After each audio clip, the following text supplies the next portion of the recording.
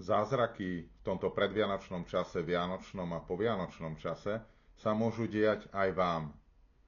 Môžu sa udiať zázraky, ktoré sa udiali u mnohých ľudí, ktorí boli u mňa a liečili sa, uzdravovali sa spirituálnou chirurgiou, energetickou operáciou po vetve filipínskych liečiteľov, u ktorých som bol učený.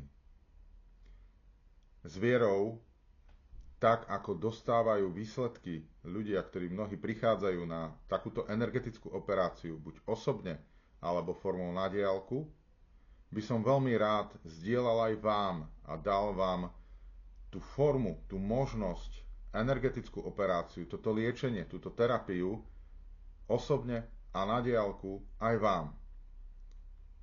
Mohlo by vám to priniesť ten zázrak. Zázrak čiastočného alebo úplného uzdravenia. Stačí nám zavolať, napísať a nikdy neviete. Keď človek nevyskúša, nevie. Ak človek vyskúša, môže zažiť zázrak.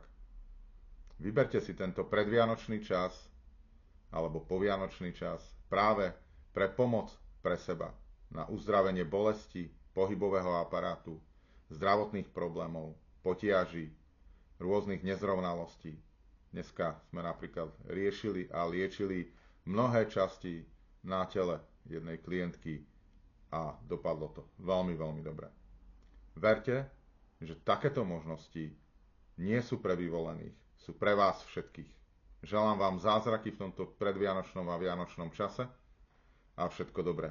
Držte sa mi krásne.